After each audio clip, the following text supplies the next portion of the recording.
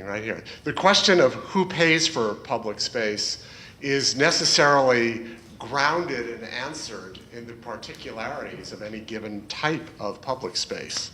And that's why I choose for my 10 minutes to ground my discussion of who pays for public space in a particular type of public space that I think is illuminating very many tensions that exist and that represents indeed a trend worldwide, which is the public-private partnership model, not the model of the public paying alone, but public and private. In New York, but in many, many cities around the world, from San Francisco and Seattle in the United States to Tokyo and Hong Kong and Melbourne and Seoul and Santiago and Bangkok and again, many other cities, the idea of privately owned public space is, as we all know, a very popular kind of thing. And New York City residents and employees and policymakers are particularly familiar with this because privately owned public space was created right here in New York City in 1961. Some people talk about Chicago in 1958, but actually, let's be parochial, it was here indeed with the 1961 zoning resolution. Privately owned public space, where private ownership would reside with the developer and successor owners of the space, but the public would have access and use of the space by law. And indeed, the parent of this conception was law, was zoning. We've had a long time now to evaluate this program since 1961. In 2000, I, with the city and the Municipal Art Society, did a very exhaustive study documented in a book that looked at the record from 1961 to 2000. Of the 503 privately owned public spaces that had been produced at that time, based on analysis that we did, 41% were deemed of marginal quality. Which was just a nicer word for useless. Now, it's a great record in terms of quantitative production.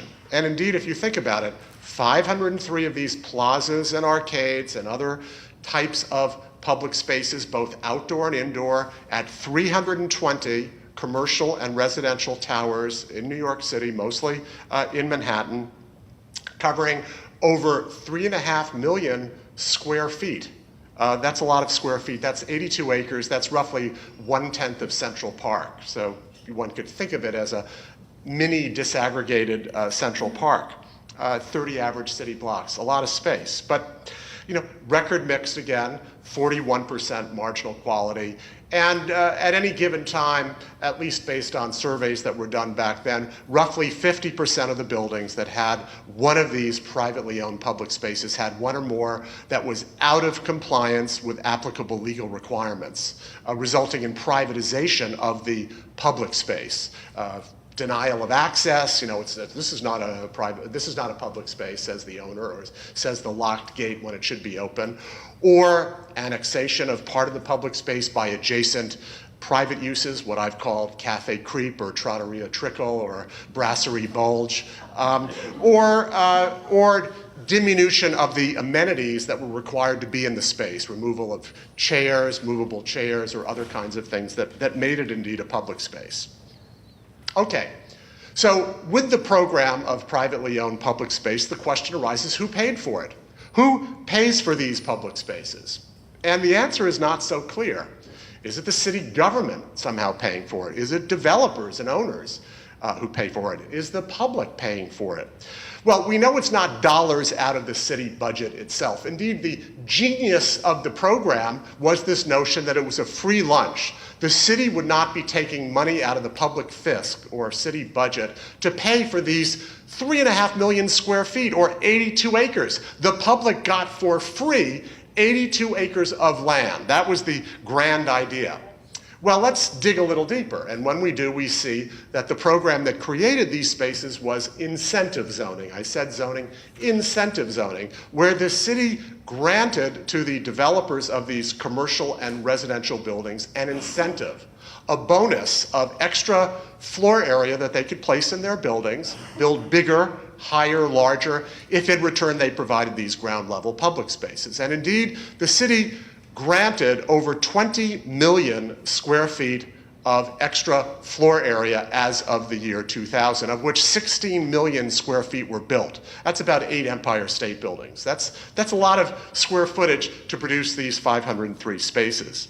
So we have a balance sheet, if you will, and the balance sheet is 16 million extra square feet of commercial and residential buildings, mostly in Manhattan on the one hand, and on the other side of the ledger is 503 at that time. By the way, today it's about 525 privately owned public spaces. So 503 privately owned public spaces. And one can do a cost-benefit analysis to see whether this paying was indeed worth it. So on the benefit side, we of course have these public spaces, the 503. I mentioned 41% marginal. That already cuts it down to maybe 250 or whatever, 300 that were okay. That's a terrible record. 50% privatized, not so great. So, the public maybe benefited. Developers, by the way, certainly benefited. They got all of these extra square feet, which translates, by the way, into literally hundreds of millions of dollars. This is an enormous subsidy delivered without payment in the traditional sense from the public sector, but through allowing the creation of extra air rights. By the way, the city may have benefited. There was all this extra office and residential space out there, and arguably more real estate taxes are being paid to the city, so maybe the city made some money here. What about on the cost side, though? Who's actually paying? Well, I think the first group that's paying in an odd way, even though it's also benefiting, is the public. But the public is not paying with actual dollars. The public is paying because there's an undermining of zoning itself. Legally, to be sure, but note what's happening, the trade, the idea. The city is saying, the city planners are saying, we will allow a legal violation, which is not a violation legally, but we'll allow what zoning we set for that site to be changed. We'll allow for bigger buildings than we thought were appropriate for the site, based on light and air criteria or infrastructure criteria or whatever, if in return we get a public space. So there is, to some degree, a sacrifice of physical planning, site-specific criteria to achieve these public spaces. We can determine case by case or program-wide whether we think that was worth it, but that's one of the costs paid by the public.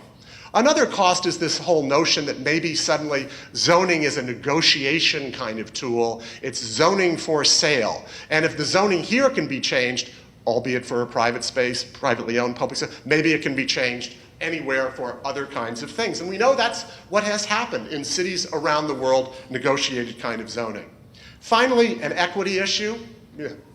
Not every member of the public benefited equally from these spaces. And indeed, one doesn't find them in places where there's not a demand for office space or residential space, which are places which very much need them. So, conclusion.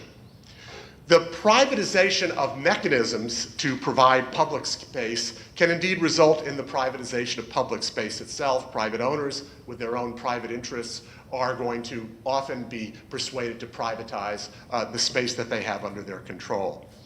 Laws need to take account of this kind of inherent propensity. When you do a public-private partnership, when you do privatization, you need to have contracts and institutions that take it into account. You need to have institutions that can do the kind of monitoring and enforcement and stewardship to guarantee that the private provision of these spaces benefits the public. And finally, again, I can't emphasize enough the equity issue of having distribution of spaces everywhere in the city. And when you yoke it to a private mechanism, that doesn't occur. If you're interested in learning more about this, I urge you to go to a website, apops.mas.org. I'll be checking Google Analytics tomorrow to make sure you all do that. Thank you very much.